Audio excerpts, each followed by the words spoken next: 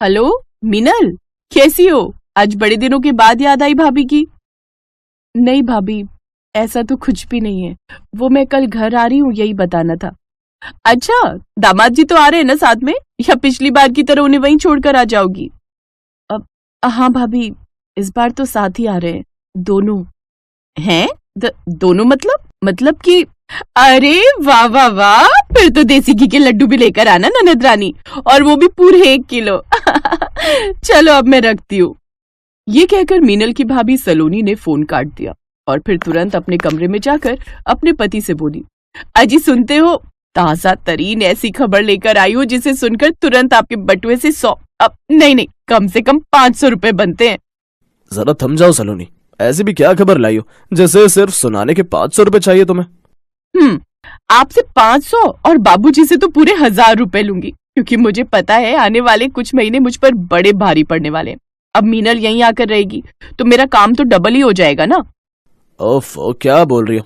और मीनल अपना अच्छा खासा ससुराल छोड़कर भला यहाँ आकर क्यों रहेगी? क्योंकि आपके घर का ही तो रिवाज है कि पहला बच्चा मायके में ही होता है, साथ में जच्चा और बच्चा पूरी तरह से भाभी के जिम्मे होते हैं। भूल गए? ऐसा ही तो हुआ था जब अपना रिवांश पैदा हुआ था। अच्छा, तो इसका मतलब है मीनल अपनी मीनल माँ बनने वाली है? हैं? पर आपको कैसे पता चला? मैंने तो अभी तक बताया ही नहीं कुछ आपको।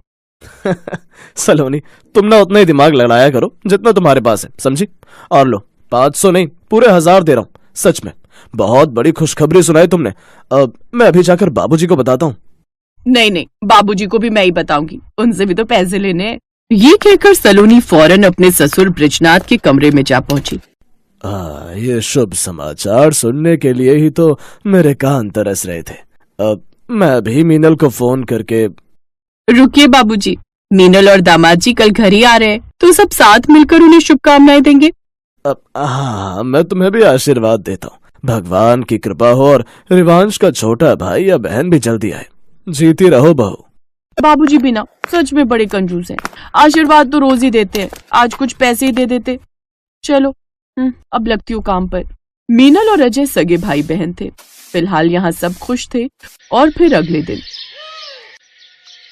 भाभी ये सब क्या चल रहा है? इतनी सजावट और ये आरती की थाली, ये सब किस लिए?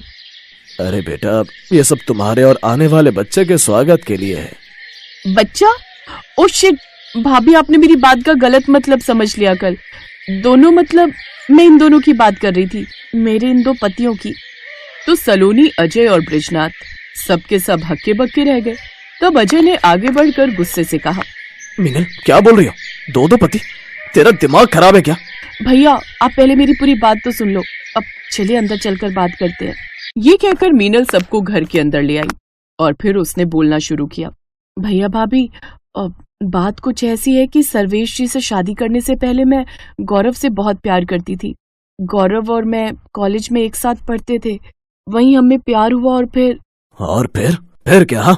गौरव के परिवार की हैसियत हमारे बराबर नहीं थी पापा, और मैं जानती थी कि आप और भैया मेरी शादी गौरव के साथ कभी नहीं करोगे, तो इसीलिए एक दिन हमने चुपचाप बिना किसी को बताए मंदिर में जाकर शादी कर ली। क्या? और ये बात तुम अब हमें बता रही हो?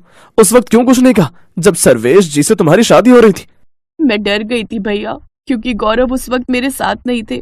हमारी शादी के कुछ हफ्तों बाद ही हम आपको सारी सच्चाई बताने वाले थे, और इसके लिए गौरव हमारे घर आ ही रहे थे कि रास्ते में इनका बहुत ही खतरनाक एक्सीडेंट हो गया।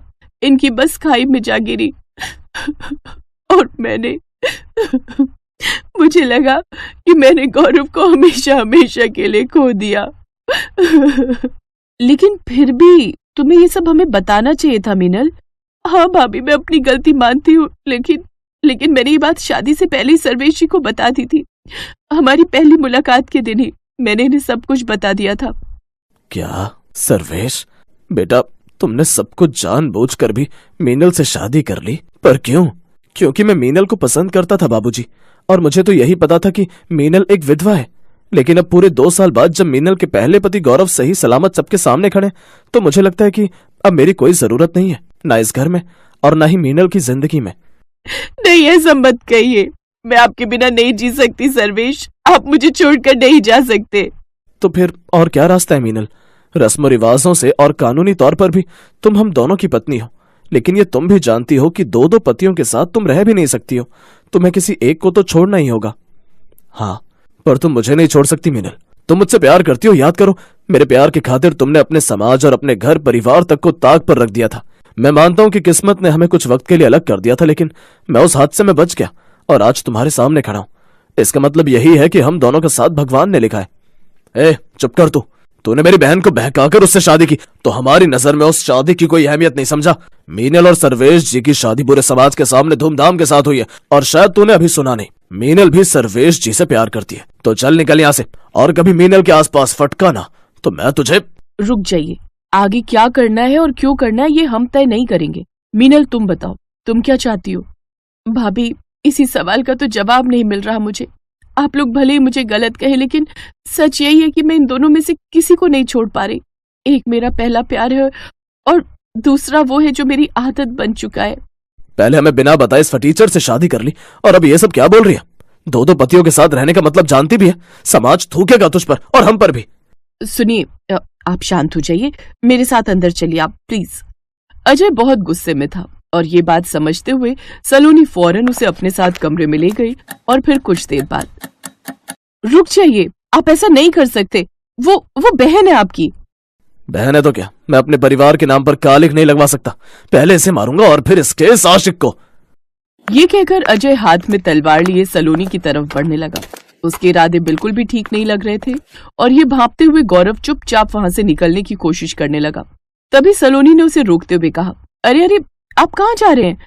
आप मीनल के पहले, मतलब कि असली पति, उसे बचाइए, ये उसे मार डालेंगे। नहीं नहीं, इसका भाई पागल है, इसे तो मारेगा ही और फिर मुझे भी मार देगा। मैं भी नहीं मानता उस शादी को। मीनल, मुझे तो असल में तुम्हारी दौलत चाहिए थी, लेकिन जब तुम ही नहीं रहोगी तो मुझे क्या मिलेगा? उल्टा जान से और जाऊंगा। बाय, अब हम कभी नहीं मिलेंगे। ये कहकर गौरव उल्टे पांव वहां से भाग निकला। और फिर जब सलोनी और अजय ने मीनल की तरफ देखा तो वो उन्हें दिखी ही नहीं, क्योंकि उसके सामने सर्वेश खड़ा था। भैया, मीनल को भी कुछ करने से पहले आपको मुझे मारना होगा। सर्वेश के ऐसा कहते ही अजय के हाथों से तलवार छूटकर जमीन पर जा गिरी। कहो ननद जी, क्या अब भी कोई दुविधा है? मैं चाहती तो तुम्हें सिर्फ बोलकर भी समझा सकती थी और मेरे कहने पर तुम सर्वेश जी को चुन भी लेती, लेकिन उसके बाद गौरव तुम्हें हमेशा याद आता, जो कि किसी के लिए भी सही नहीं होता। और इसीलिए सलोनी ने मुझे नाटक करने को कहा, ताकि गौरव की असलियत तुम अपनी आंखों से देख सको। अजय की बात सुनकर मीनल सलोनी के गले लगकर बहुत देर तक रोई, लेकिन अब उसका मन बहुत हल्का था, जिसमें न कोई दुविधा थी और न ही कोई पछतावा। जानती हो सुरभि डार्लिंग, अपने सुहागरात वाले दिन का मैं कितनी बेसब्री से इंतजार कर रहा था। अब आज तुम्हें पता चलेगा कि तुम्हारा कुणाल कितना रोमांटिक है। ऐसा कहकर कुणाल सुरभि का घूंघट उठाता है और किस करने ही वाला होता है कि तभी उसका बड़ा भाई मोहित जोर से चिल्लाता है, ए छी छी छी, अबे क्या कर रहा है? हैं? उठ साले, अब क्या अपने बड़े भाई का चीर हरण करके छोड़ेगा? सॉरी भैया, वो सपना। हाँ, समझ गया, लेकिन अभी हम दोनों की सुहागरात को 2 दिन बाकी है। 2 दिन बाद शादी है हमारी, फिर अच्छे से सुहागरात मना लेना अपनी बीवी के साथ, समझे मेरे इमरान हाशमी? और हाँ, अभी के लिए खुद पर जरा लगाम रखो, समझे? अपने भाई के मुंह से ये बात सुनकर कुणाल शर्मा जाता है और अपने मुंह पर चादर ओढ़कर सो जाता है। फिर 2 दिन बाद दोनों भाई बड़े ही धूमधाम से अपनी दुल्हनिया को लेने घोड़े पर सवार होकर निकल पड़ते हैं। कुछ देर बाद बारात बैंकेट हॉल पहुंचती है, जहां दोनों सगी बहनें रंजना और सुरभि की शादी दोनों भाइयों से हो जाती है। फिर दोनों विदा होकर अपने ससुराल आ जाती है, जहां पहुंचकर उनकी सास उनसे कहती है, आओ बहुओं, मैं तुम दोनों को तुम्हारा कमरा दिखा देती हूँ। कमला उन दोनों को एक कमरे में लाकर कहती है, बहुओं, ये रहा तुम दोनों का कमरा, आज से तुम दोनों बहनों को यहीं रहना है। लेकिन माँ जी, एक कमरे में हम दोनों एक साथ कैसे रह सकती हैं? अब मेरा मतलब है कि हमारा कमरा तो अलग अलग होना चाहिए ना। हाँ माँ जी, ऊपर से इसमें बेड भी एक ही है। तो इसमें दिक्कत क्या है? शादी से पहले भी तुम दोनों बहनें एक ही बेड पर सोती थी। लेकिन तुम दोनों चिंता मत करो, मैं अभी तुम दोनों की परेशानी दूर कर देती हूँ। फिर कमला एक बड़ा सा पर्दा लेकर आती है और डबल बेड के बीचों बीच लगा देती है। फिर एक ही बिस्तर पर एक तरफ मोहित और रंजना और दूसरी तरफ सुरभि और कुणाल लेट जाते हैं। क्या हुआ सुरभि डार्लिंग, तुम्हारा मुंह क्यों बना हुआ है? अरे आज तो हमारा खुश होने का दिन है, एक कमरे में, ऊपर से एक ही बेड पर दो दो कपल सुहागरात मनाएंगे। बताओ ये भी कोई बात हुई? अपनी फर्स्ट नाइट को लेकर क्या क्या सपने देखे थे मैंने। जहाँ एक बेड पर सुरभि और कुणाल में नोकझोंक चल रही थी, वहीं दूसरी तरफ रंजना और मोहित का भी यही हाल था। अब रंजना डार्लिंग, तुम तो इस शादी के जोड़े में क्या कहर ढा रही हो। अब बिल्कुल अप्सरा लग रही हो। लेकिन तुम मुझे जहर लग रहे हो। बताओ भला, एक बेड पर दो बहनों की सुहागरात? मुझे नहीं लगता आज से पहले इतिहास में कभी ऐसा हुआ होगा। तुम्हारी माँ को भी ना सचमुच समझ नहीं है। छोड़ो ना ये सब, अब चलो, टाइम वेस्ट मत करो। फिर दोनों भाई अपनी अपनी सुहागरात मनाने की तैयारी करते हैं। तभी सुरभि को उसके लहंगे में लगी सेफ्टी पिन चुभ जाती है और वो जोर से चिल्लाती है, आ आ। अरे मेरी माँ, क्यों चिल्ला रही हो? अभी तो मैंने मैच शुरू भी नहीं किया। तभी दोनों की आवाज सुनकर रंजना अपने पति से कहती है, देखो जी, सुरभि और कुणाल ने बैट बॉलिंग शुरू भी कर दी। रंजना डार्लिंग, तुम परेशान मत हो, छक्का तो पहले मैं ही मारूंगा।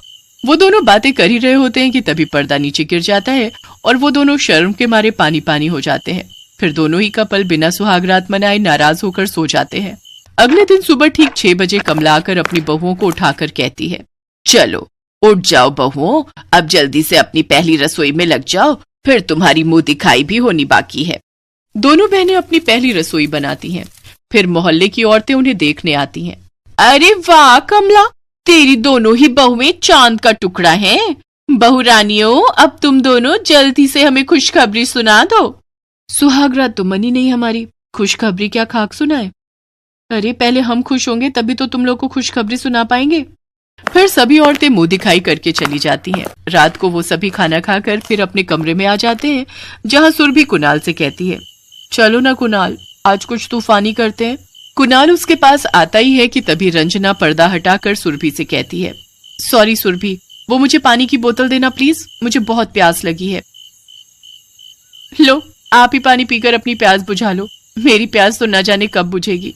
उस रोज भी वो लोग सुहागरात मनाने की कोशिश करते हैं, लेकिन उनकी ये ख्वाहिश पूरी नहीं हो पाती। फिर रंजना को एक आइडिया आता है। देखो, मेरे पास एक आइडिया है। मैं और मोहित बाहर आंगन में जाकर बैठ जाते हैं, तब तक आप दोनों अपनी सुहागरात मना लीजिए, फिर आप दोनों आंगन में बैठ जाना, तब हम अपनी सुहागरात मना लेंगे। इस तरह हम दोनों की सुहागरात मन जाएगी।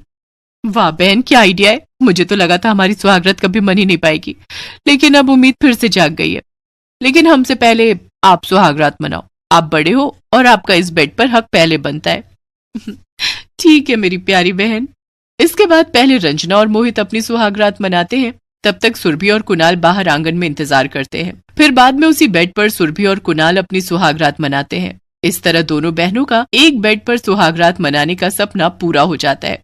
फिर चारों खुशी खुशी उसी बेड पर सो जाते हैं। रचना की शादी को कुछ दिन ही हुए थे। वो अपने ससुराल पहुंच झगड़ने लगी। ओह गॉड, इस एक कमरे में मेरी दहेज का एक सोफा तक नहीं आ पाएगा, फिर मैं बाकी का सामान कहाँ सेट करूंगी? धीरे बोलो, भाभी सुनेंगी तो उन्हें कितना बुरा लगेगा। वो 6 साल से इस घर में हम सब लोगों के साथ रह रही हैं और तुम होगी आती शुरू हो गई। हाँ, वो तो दहेज में लाई भी क्या होंगी, मुश्किल से 2 जोड़ी कपड़े और 2 बर्तन। यही तो फर्क होता है गरीब और अमीर घर की बेटी में। गरीब और अमीर तुम अपने मायके में हो, यहाँ वो तुमसे बड़ी है, तुम्हारी जेठानी है, उनका ओहदा तुमसे बड़ा है। रसोई में खड़ी रचना की जेठानी उर्मिला ये सब सुन रही थी।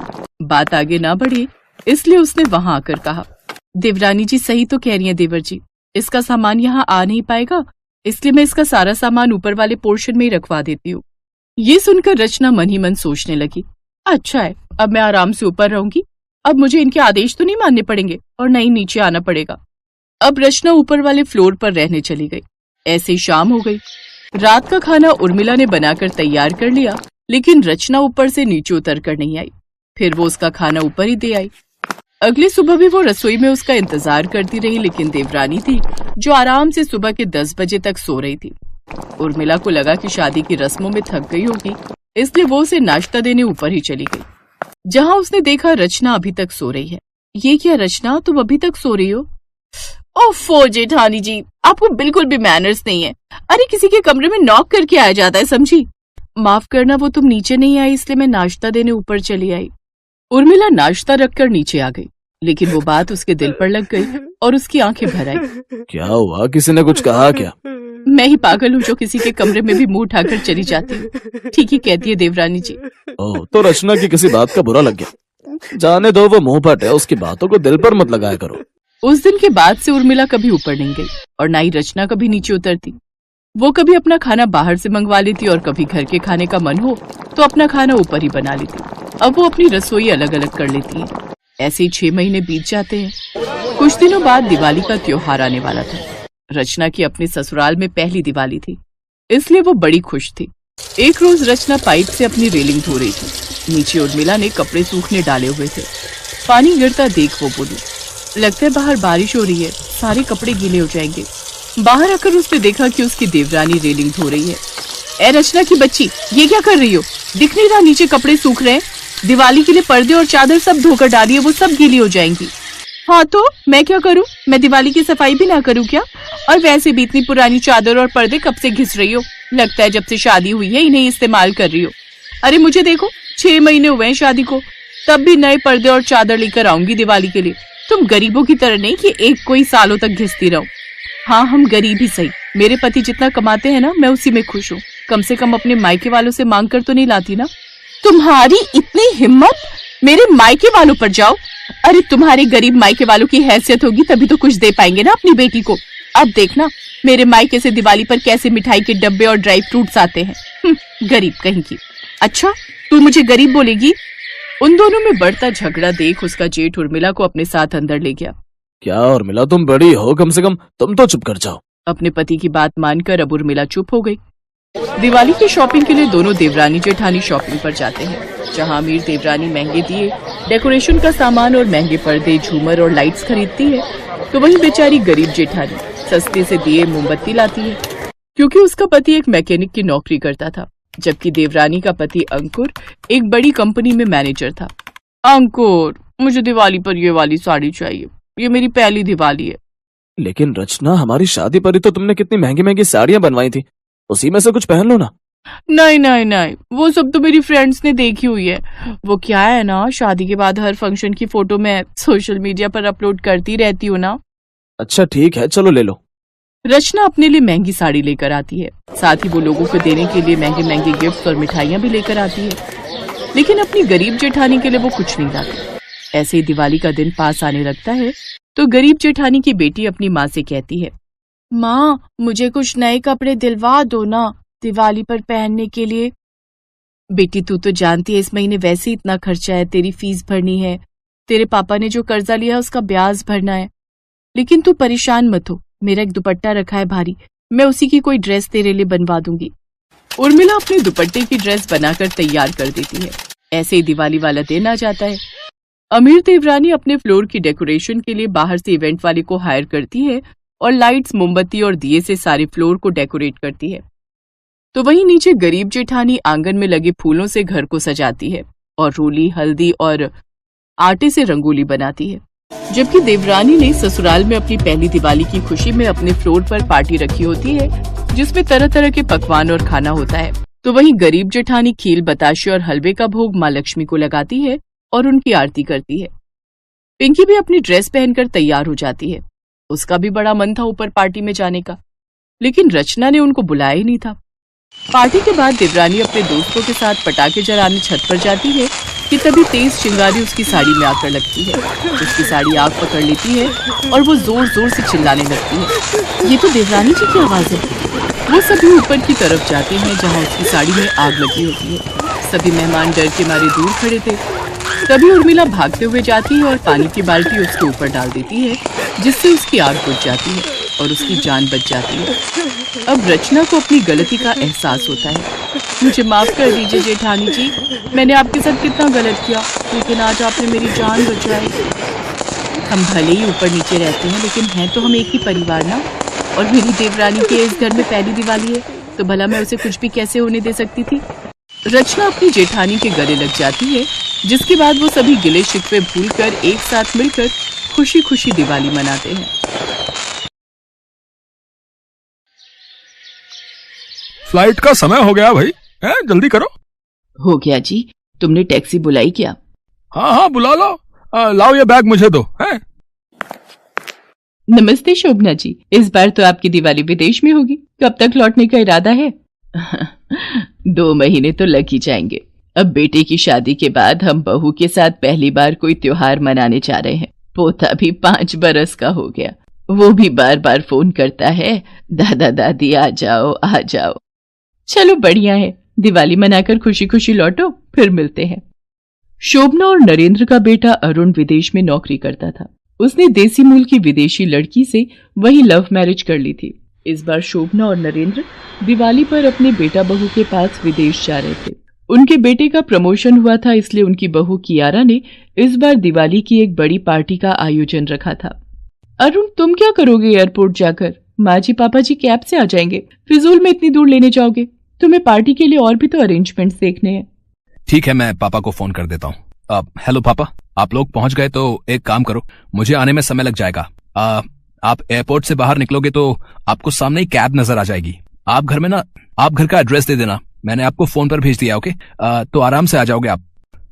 ठीक है बेटा, तुम चिंता मत करो, हम आ जाएंगे। हैं पहली बार शोभना और नरेंद्र विदेश आए थे। बच्चों को वो क्या ही कह सकते थे, इसलिए वो दोनों अपने आप ही किसी तरह घर तक पहुंचते हैं। दादी जी, दादाजी, आपको पता है 2 दिन बाद दिवाली है, बहुत सारे गेस्ट्स आएंगे, मेरे फ्रेंड्स भी आएंगे। वैसे भी बहुत अच्छा है, इसमें हम एक दूसरे के साथ मिलकर बहुत मस्ती करते हैं। दादी, ये सब क्या है?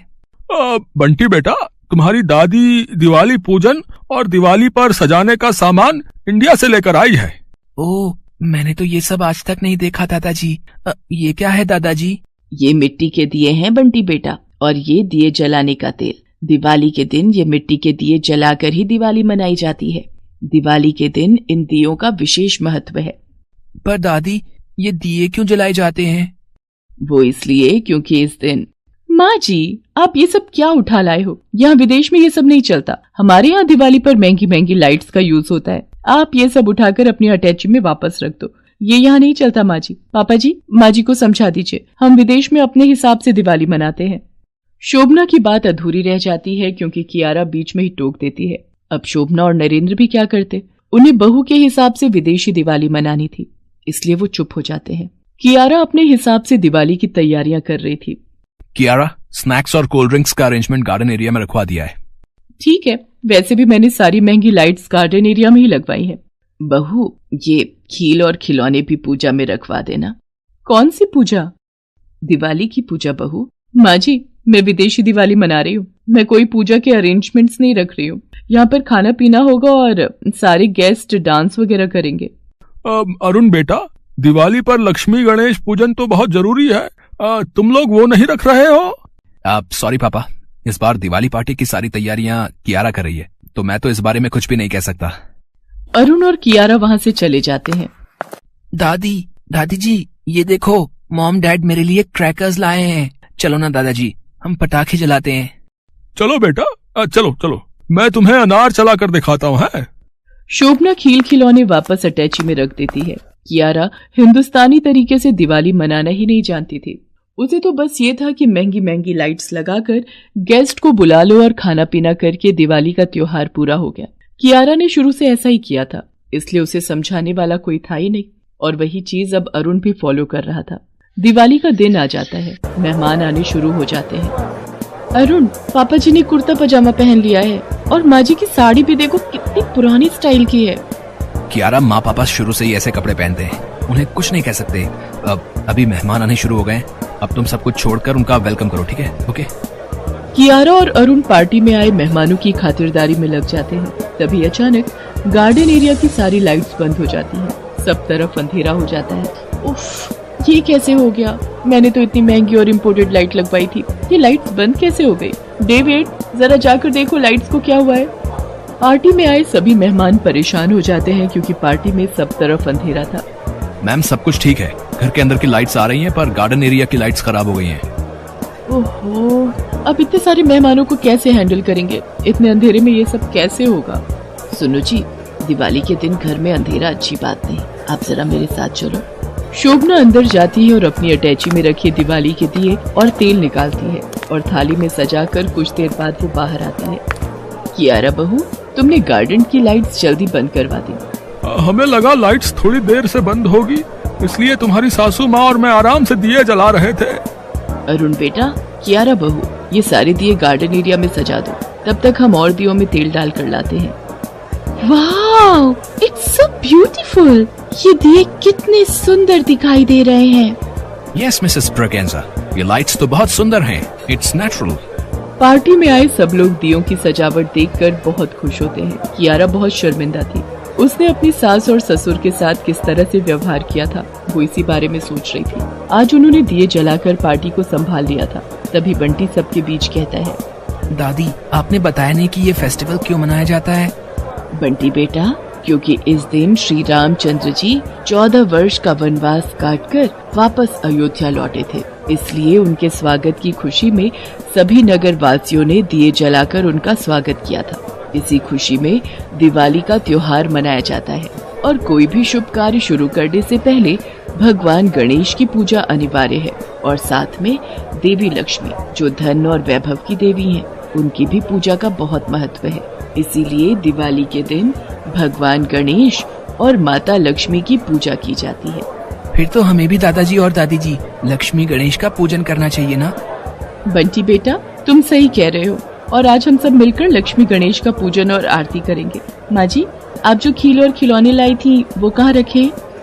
कियारा की बातें सुनकर शोभना की आंखों में खुशी के आंसू आ जाते हैं। उसके पश्चात शोभना अपनी संस्कृति के हिसाब से दिवाली का पूजन और आरती करती है। पार्टी में आने वाले सब मेहमान भारतीय तौर तरीके से मनाई जाने वाली दिवाली की बहुत तारीफ करते हैं। बंटी भी अपने रीति रिवाज को समझता है। शोभना और नरेंद्र उसे सारे त्योहारों के बारे में विस्तार से समझाते हैं और उसके बाद शोभना और नरेंद्र अपने बेटा बहू और पोते के साथ घुल मिल कर रहते हैं।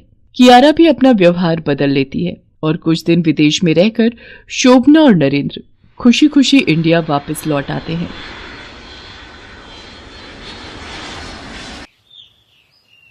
रीना, ये क्या तरीका है बैठने का? जरा अच्छे से खुद को समेट कर बैठा करो। ओहो माँ, अभी कौन है यहाँ पर? और विक्की तो मुझसे भी ज्यादा फैल कर बैठा है, उसे भी तो कभी बोल दिया करो। उसकी बात अलग है रीना, वो बेटा है, उसे थोड़ी पराए घर जाना है तुम्हारी तरह। उसे तो यहीं रहना है हमेशा। तो क्या ये मेरा घर नहीं है माँ? जब पराए घर जाऊंगी तब का तब देखेंगे। अभी तो मैं अपने घर में हूँ, तो मुझे अपने हिसाब से रहने दो ना। बेटा, लड़कियों का अपना कोई घर नहीं होता, उन्हें तो बस दूसरों के घर को अपना मानकर उसे संवारना होता है। और फिर बस बस बस माँ, अब आप फिर से शुरू मत हो जाओ। वो एक मस्त मौला लड़की थी और पढ़ाई में भी वो बहुत अच्छी थी, लेकिन उसके परिवार की सोच उससे बिल्कुल मेल नहीं खाती थी। रीना, ऐसा नहीं हो सकता। मैं बात पक्की कर चुका हूं, तो फिर अब इस मसले पर कोई बात नहीं होगी। पर पापा, इतनी जल्दी क्या है शादी की? कुछ साल रुक जाएंगे तो प्रॉब्लम क्या है? प्रॉब्लम है क्योंकि ऋषभ के घर वाले चाहते हैं कि शादी अगले महीने ही हो जाए। हम इतना अच्छा रिश्ता हाथ से नहीं जाने दे सकते। पर पापा, मैं पहले जॉब करना चाहती हूँ। रीना के घर में उसके पापा की बात कोई नहीं काट सकता था और वो अपने एक दोस्त देवधर के बेटे ऋषभ के साथ रीना का रिश्ता तय कर चुके थे। रीना कॉलेज तो पूरा कर चुकी थी, लेकिन कोई अच्छी जॉब ढूंढने से पहले ही उसकी शादी आड़े आ गई। तो अपनी सारी इच्छाएं छोड़कर रिया को अपने ससुराल जाना पड़ा। और फिर, बहू, ऋषभ के गरम कपड़े तो रख लिए ना तुमने? जी मम्मी जी, मैंने सब कुछ रख लिया है। ध्यान रखना जरा, अनजान शहर जा रहे हो दोनों, और ऋषभ के खाने पीने का भी ध्यान रखना। बहुत लापरवाह है वो इस मामले में। जी मम्मी जी। शादी के बाद ऋषभ और रिया अपने हनीमून के लिए कश्मीर जा रहे थे और रिया मन ही मन इस ट्रिप के लिए बहुत एक्साइटेड थी। लेकिन कश्मीर पहुंचने के बाद उसके साथ जो हुआ वो उसने कभी सपने में भी नहीं सोचा था। अरे, आप तो तैयार भी हो गए। मुझे लगा हम कुछ देर रेस्ट करने के बाद घूमने जाएंगे। चलिए कोई बात नहीं, बस 2 मिनट दीजिए, मैं अभी रेडी होकर आई। नहीं, तुम्हें तैयार होने की जरूरत नहीं, क्योंकि बाहर हम नहीं, सिर्फ मैं जा रहा हूँ। आप अकेले घूमने जाएंगे? और मैं यहाँ अकेले क्या करूंगी? घूमने फिरने के अलावा और भी बहुत जरूरी काम है मेरे पास। यहाँ कश्मीर में हमारे बहुत पुराने क्लाइंट्स हैं, मुझे उनसे मिलकर इंपॉर्टेंट बिजनेस डील फाइनल करनी है, तो मैं बिजी रहूंगा। ये कहकर ऋषभ होटल के कमरे से बाहर चला गया। रिया को ये सब बहुत अजीब लगा, लेकिन फिर उसने खुद को समझाते हुए कहा, कोई बात नहीं, काम इंपॉर्टेंट होगा तभी तो इन्हें जाना पड़ा। चलो इंटरनेट पर आसपास की लोकेशन सर्च करती हूँ, फिर डिसाइड करूंगी कि आज कहाँ की सैर करनी है। रिया काफी देर तक इंटरनेट खंगालती रही। उसे घूमने लायक कई जगह ही मिली भी, लेकिन अकेले कहीं भी जाने का मन नहीं हुआ उसका, तो वो थक हार कर वहीं सोफे पर सो गई। फिर कुछ घंटों बाद उसकी आंख खुली। अरे, शाम के 5 बज गए। ओहो, मुझे तो पता ही नहीं चला। और ये भी अभी तक वापस नहीं आए। अब क्या करूं, इन्हें कॉल करके पूछती हूँ, फिर साथ में कॉफी पीने जाएंगे। ऐसा सोचकर रिया तुरंत ऋषभ को फोन लगाती है। फिर कई फोन कॉल्स के बाद से ऋषभ उसका फोन पिक करता है। हेलो, कहाँ हो आप? मेरा फोन क्यों नहीं उठा रहे थे? और आप वापस कब तक आओगे? अरे मैंने तुमसे कहा था ना कि मैं क्लाइंट के साथ इंपॉर्टेंट मीटिंग में रहूंगा। फिर बार बार फोन करने का क्या मतलब है? तुम्हारे घर में तुम्हें इतने एटिकेट्स भी नहीं सिखाए गए क्या? कान खोलकर सुनो, मैं काम में बिजी हूं, तो मुझे डिस्टर्ब करने की कोई जरूरत नहीं है। ये कहकर ऋषभ ने फोन काट दिया। रिया को उससे ऐसे बर्ताव की उम्मीद नहीं थी। उसे काफी ठेस पहुंची थी, लेकिन फिर उसने खुद को संभाला और ड्राइवर को फोन किया। हेलो, अब आप गाड़ी निकालिए, मुझे डल लेक जाना है। जी मैडम। रिया कार से डल लेक पहुंची। वहां के खूबसूरत नजारे देखकर उसका मन अब शांत होने लगा, लेकिन तभी उसकी नजर डल लेक में मौजूद एक शिकारे पर पड़ी, जिसमें ऋषभ एक कश्मीरी लड़की के साथ बिल्कुल चिपक कर बैठा हुआ था। दोनों के हाव भाव साफ बता रहे थे कि उन दोनों का क्या रिश्ता है। उधर रिया से ये सब कुछ बर्दाश्त नहीं हो रहा था। उसने तुरंत ऋषभ को कॉल किया, लेकिन ऋषभ लगातार फोन काटता रहा। रिया वापस होटल आ गई और फिर आधी रात के वक्त, तुम अभी तक जाग रही हो? जाओ, जाकर सो जाओ। जिस औरत का पति उसके हनीमून पर एक दूसरी औरत के साथ कश्मीर की वादियों में रंगरलियां मना रहा हो, उस औरत की आंखों में नींद कैसे आएगी? ऋषभ सक्सेना, तुमने मेरे साथ बहुत गलत किया है, तुम्हें इसकी सजा मिलेगी। रिया बहुत गुस्से में थी, इसलिए बिना कुछ सोचे समझे बस बोलती ही गई। दूसरी तरफ रिया के मुंह से ये सब सुनकर ऋषभ की आंखें भी गुस्से से लाल हो गई। Shut up! मुझसे इस तरह बात करने की तुम्हारी हिम्मत कैसे हुई? इतना ऐशो आराम दिया, हर चीज की आजादी दी, लेकिन नहीं, तुम्हें तो पति की जासूसी करनी है। बस इसीलिए मैं तुम जैसी बहनजी टाइप लड़की से शादी नहीं करना चाहता था। तो फिर क्यों की मुझसे शादी? क्योंकि तुम्हारे बाप को तुम्हारी जिम्मेदारी से छुटकारा चाहिए था और मेरे मॉम डैड को एक सीधी सादी बहू चाहिए थी। बस उन्हीं के प्रेशर में इतनी बड़ी गलती हो गई मुझसे। और वो लड़की, वो कोई गलती नहीं है। कौन? वो शिकारे वाली? मुझे तो उस लड़की का नाम भी नहीं मालूम। मेरे क्लाइंट के लिए मेरी तरफ से एक रात का गिफ्ट थी वो, बट थी बड़ी खूबसूरत। तो मैंने भी सोचा कि लगे हाथ। बस कीजिए, छी, काश ये सब मुझे पहले पता चल गया होता तो मैं कभी आपसे शादी नहीं करती। आप रहिए, आपको जैसे रहना है, पर मैं अब इस झूठे रिश्ते में और नहीं रह सकती। जो करना है करो, बट अभी मुझे सोने दो, बहुत थक गया हूं मैं। इसके बाद रिया ने सबसे पहले अपनी माँ को फोन लगाया और रोते हुए सब कुछ कह डाला। देख बेटा, तू पहली पत्नी नहीं है जिसे ये सब झेलना पड़ रहा है। ये मर्द ऐसे ही होते हैं, लेकिन बेटा, हम औरतों को हर हाल में अपना रिश्ता निभाना ही पड़ता है। यही हमारे संस्कार है। अब तेरा ससुराल ही तेरा घर है। तेरे पापा कभी नहीं मानेंगे कि तू दामाद जी से रिश्ता तोड़े। रिया को शायद पता था कि उसकी माँ का यही जवाब होगा, इसीलिए उसने बिना कोई बहस किए फोन काट दिया और फिर अपनी सास को फोन लगाकर उसने उनसे इस बारे में बात की। मम्मी जी, अब आप ही बताइए मैं क्या करूं? मेरे साथ बहुत बड़ा धोखा किया है आपके बेटे ने। नहीं बहू, ये क्या कह रही हो? हाँ, मेरा ऋषभ थोड़ा गुस्सैल जरूर है, लेकिन वो अपनी जिम्मेदारियां अच्छे से समझता है। तुम्हें कभी कोई कमी नहीं होने देगा वो। और तुम ज्यादा दिमाग मत लगाओ, बस उसे खुश रखने की कोशिश करो। अब पति को बांध कर रखना तो पति की ही जिम्मेदारी होती है ना। अपनी सास की बातें सुनकर रिया की बची खुची उम्मीद भी टूट गई। उसने अपनी सास से भी कोई बहस नहीं की। ऋषभ से कोई भी कुछ कहने को तैयार ही नहीं था और वो आराम से सो चुका था, लेकिन रिया बस रोती ही रही। उसे समझ नहीं आ रहा था कि वो क्या करे और कहाँ जाए। न मायके में किसी को मेरी पड़ी है और न ही ससुराल में किसी को मेरी परवाह है। ऐसे क्यों लग रहा है जैसे मैं बेघर हूँ। इस दुनिया में मेरा कोई अपना नहीं है। सच ही तो एक लड़की अपने मायके में पराया धन होती है और ससुराल में पराए घर से आई हुई। लेकिन अब बस, मैं अब खुद के साथ कुछ गलत नहीं होने दूंगी। इसके बाद रिया बिल्कुल शांत हो गई। अगले 3 दिनों तक वो होटल से बाहर नहीं निकली। सबके साथ साथ ऋषभ को भी यही लगा कि रिया ने हार मान ली है। लेकिन फिर कश्मीर से लौटने के बाद, अब आ जाओ बहू, तुमने बिल्कुल ठीक किया जो उस बात को वहीं छोड़ दिया। बस इसी तरह समझदारी से चलते रहो, फिर देखना सब ठीक हो जाएगा। नहीं मम्मी जी, आप गलत समझ रही हैं। मैं कुछ नहीं भूली हूँ। मैं शांत थी क्योंकि कश्मीर से वापस आने के लिए मेरे पास पैसे नहीं थे। मैंने उस बात को नहीं छोड़ा, लेकिन हाँ, आपके बेटे और इस घर को छोड़कर मैं आज ही जा रही हूँ। ये क्या फालतू की बातें कर रही हो तुम? तुम्हारी मम्मी से बात हुई थी मेरी, उन्होंने तो ऐसा कुछ भी नहीं कहा। उल्टा वो तो मुझसे माफी मांग रही थी तुम्हारे बर्ताव के लिए। देखो, मैं जानती हूँ कि तुम अभी परेशान हो। ऐसा करो, कुछ दिनों के लिए मायके हो आओ, फिर जब मन ठीक हो जाए तो आ जाना अपने घर वापस। अपने घर तो मैं जाऊंगी मम्मी जी, लेकिन ना वो मेरा मायका होगा और ना ही ससुराल। क्या मतलब? आपके बेटे से शादी के चक्कर में मैं पहले ही अपने सपनों का गला घोट चुकी हूँ, लेकिन अब बस बहुत हो चुका। अब आप ही संभालिए इस घर को और अपने बेटे को भी। डिवोर्स पेपर्स मैं जल्द ही भिजवा दूंगी। रिया ने कश्मीर से ही अपनी एक दोस्त से फोन पर बात करके अपने आगे का रास्ता तय कर लिया था। वो अपने रहने के लिए एक पीजी और खर्च उठाने के लिए एक नौकरी ढूंढ चुकी थी। उसे विश्वास था कि बहुत जल्द वो एक ऐसे घर में होगी जो उसकी खुद की कमाई का होगा और सही मायने में उसका अपना होगा। सलोनी के माता पिता कोरोना महामारी के कारण चल बसे थे। सलोनी के चाचा चाची ने ही अब उसकी जिम्मेदारी संभाल ली। जब सलोनी के माता पिता गुजरे तब वो 11वीं कक्षा में थी। माता पिता को गुजरे 2 साल हो चुके थे। सलोनी कॉलेज की पढ़ाई करना चाहती थी, पर उसकी चाची ने उसे कॉलेज जाने के लिए मना कर दिया। कोई जरूरत नहीं है आगे की पढ़ाई करवाने की। बड़ी मुश्किल से 2 साल 11वीं और 12वीं तो हमने इसे पढ़ा लिखा दी। आगे हम इसकी जिम्मेदारी नहीं संभालेंगे।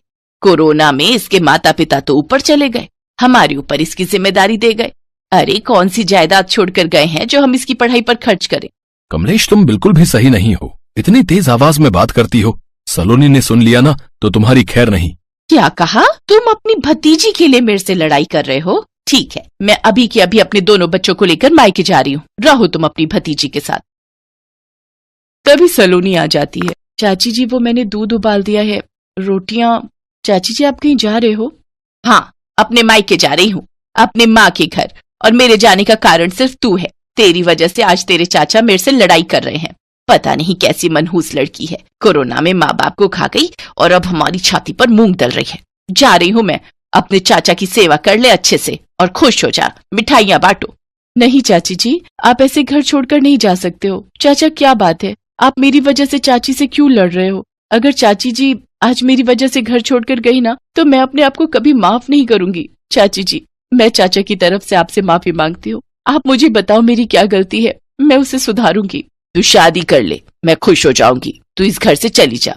कमलेश, कुछ तो लिहाज करो। पता भी है तुम्हारी अपनी बेटी की तरह है सलोनी। तुम इससे कैसे बात कर रही हो? चाचा, 1 सेकेंड। ठीक है चाची जी, मैं शादी के लिए तैयार हूँ।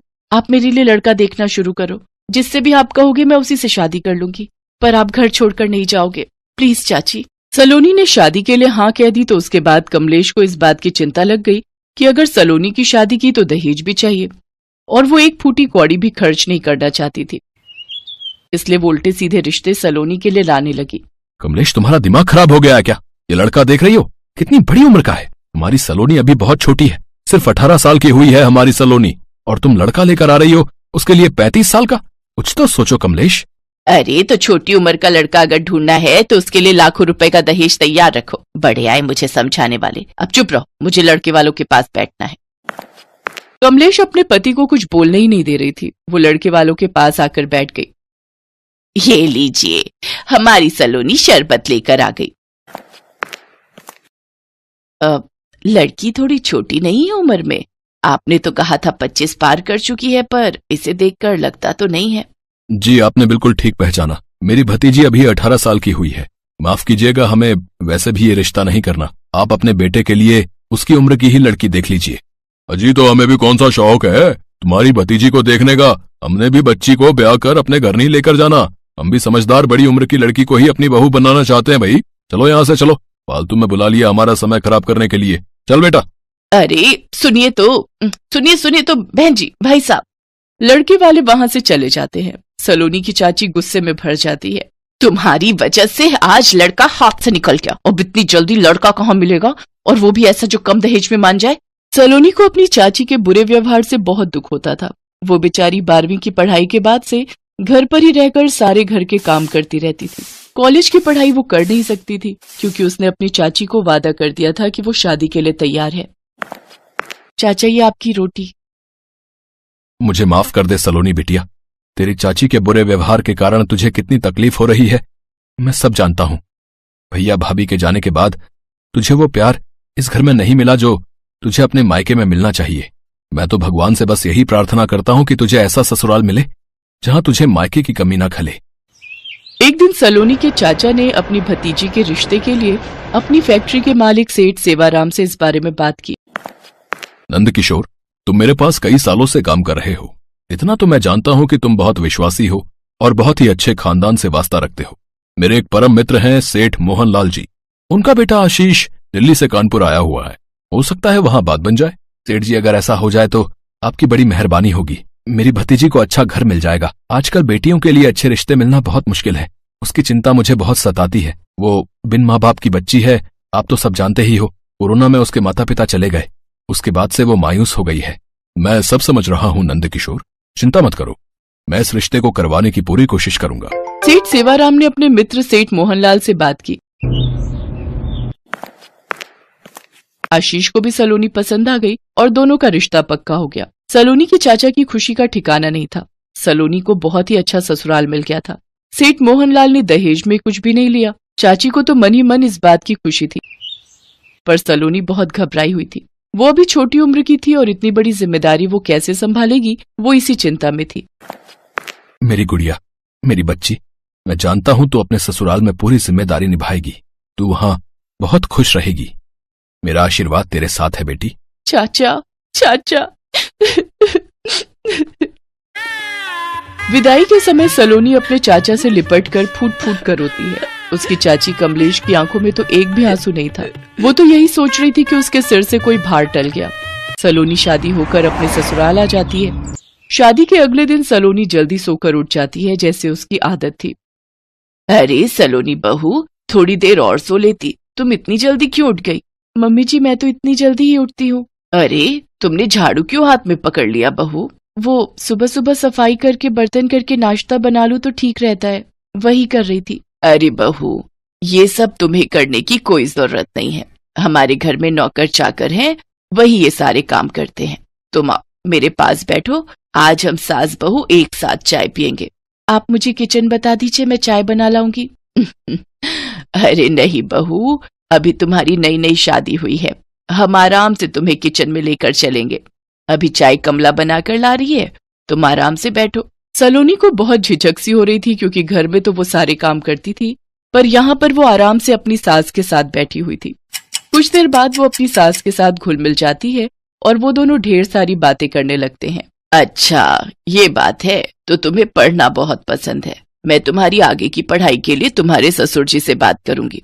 तुम्हें कॉलेज जाना चाहिए। चलो, अब तुम हमें अपने हाथों का बढ़िया सा हलवा बनाकर खिलाओ। एक काम करते हैं, हम सास बहू मिलकर हलवा बनाएंगे। मम्मी, मैंने भी तो कॉलेज में अभी एडमिशन लिया है, अब भाभी का एडमिशन मेरे कॉलेज में करवा दो, हम दोनों का कॉलेज साथ में ही हो जाएगा। ये ठीक रहेगा। आशीष बेटा, कल तू बहू को कॉलेज ले जाना, ये एडमिशन फॉर्म भराएगी। उसके बाद प्राची के साथ सलोनी बहू कॉलेज चली जाया करेगी। ठीक है मम्मी, नो प्रॉब्लम। मैं कल ऑफिस थोड़ा लेट चला जाऊंगा, पापा पहले चले जाएंगे। हाँ, क्यों नहीं। अच्छा, जल्दी से अब गरम गरम हलवा खिलाओ, हमारी बहू के हाथ का हलवा। हम खाकर तो देखें कि कैसा बना है भाई। ये लीजिए पापा जी। बहुत ही बढ़िया हलवा बनाया है बहू। ये लो, मेरी तरफ से शगुन। और ये मेरी तरफ से भी। सलोनी ने जैसा सोचा था उसके विपरीत हुआ। सलोनी को अपने ससुराल में इतना प्यार मिल रहा था कि कुछ ही दिनों में वो सब उसके अपने हो गए। आशीष सलोनी का एडमिशन प्राची के कॉलेज में ही करवा देता है। सलोनी अब प्राची के साथ कॉलेज जाने लगी। थैंक यू आशीष जी, आप सभी ने मुझे बहुत प्यार दिया है। मैं तो अपने मम्मी पापा को कोविड में खोने के बाद बिल्कुल अकेली हो गई थी, सिर्फ चाचा से ही मेरा लगाव रहा। और कहते कहते सलोनी की आंखों में आंसू आ जाते हैं, उसका गला सूख जाता है। तभी उसकी सास उसे दिलासा देने लगती है। सलोनी बिटिया, मैं भी तो तुम्हारी माँ हूँ, अब तुम अपने सारे दुख भूलकर खुशियां बटोरना शुरू कर दो। तुम हमारी बहू होने के साथ साथ हमारी बेटी भी हो। अगले दिन सलोनी जब अपने चाचा चाची से मिलने जाती है तो वो बहुत खुश थी। वहां पर वो अपने ससुराल वालों की बहुत तारीफ करती है। उसकी चाची उस समय चुप थी, वो कुछ नहीं बोली, ना ही चाची ने कोई खुशी जाहिर की। पर अपनी भतीजी सलोनी को खुश देखकर उसके चाचा नंद किशोर की आंखों में खुशी के आंसू छलक जाते हैं। वो अपनी भतीजी और दामाद को खुशी खुशी